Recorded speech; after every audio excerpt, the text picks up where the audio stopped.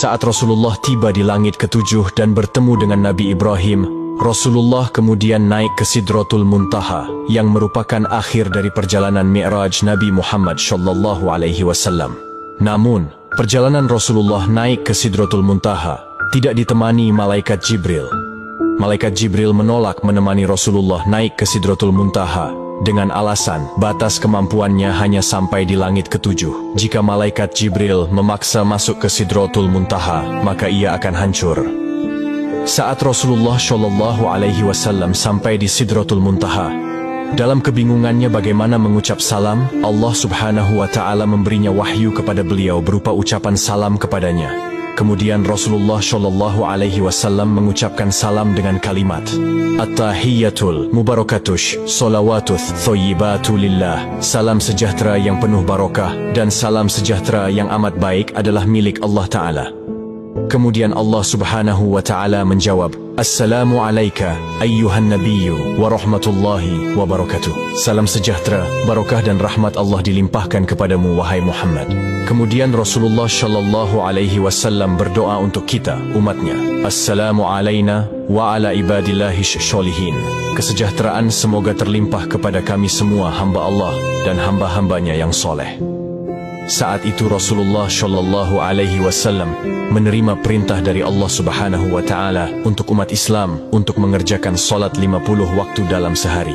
Selepas menerima perintah solat, Rasulullah kemudian turun ke langit ketujuh dan melihat Nabi Ibrahim sedang bersender di dinding Baitul Maqmur. Dilanjutkan turun ke langit ke-6 dan bertemu dengan Nabi Musa alaihissalam. Kemudian Nabi Musa bertanya, Wahai Muhammad, dapat apa engkau dari Allah tadi? Rasulullah menjawab, Aku mendapatkan perintah dari Allah untuk melaksanakan solat 50 waktu dalam sehari. Nabi Musa kemudian berkata, Wahai Muhammad, apakah engkau tahu jika aku memiliki umat yang sangatlah kekar dan besar, namun umatku tidak sanggup melaksanakan kewajiban itu? Lalu bagaimana dengan umatmu yang kecil? Kemudian Nabi Musa menyarankan Nabi Muhammad untuk kembali menghadap Allah meminta keringanan. Nabi Muhammad kemudian kembali menghadap Allah dan meminta keringanan atas solat 50 waktu itu. Dalam kembalinya Rasulullah ke Sidratul Muntaha, beliau hanya mendapat pengurangan 5 waktu. Dan pada saat itu, Rasulullah sampai 9 kali bolak-balik dari langit 6 ke Sidratul Muntaha untuk meminta keringanan dalam perintah solat tersebut. Sampai pada akhirnya Rasulullah menerima perintah solat hanya 5 waktu dalam sehari. Kemudian turun dan menemui Nabi Musa.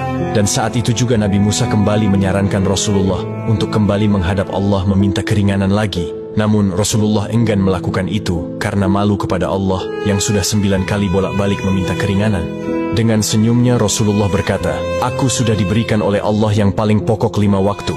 Dan Allah telah menetapkan untuk setiap satu waktu itu bernilai 10 waktu.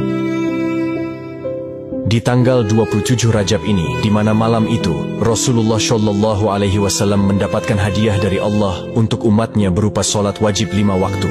Maka dari itu sahabat yang dirahmati Allah, jangan pernah mengabaikan hadiah dari Allah ini, yaitu solat. Karena solat adalah tiang agama, maka siapa yang mendirikan solat, berarti ia menegakkan sendi-sendi agama.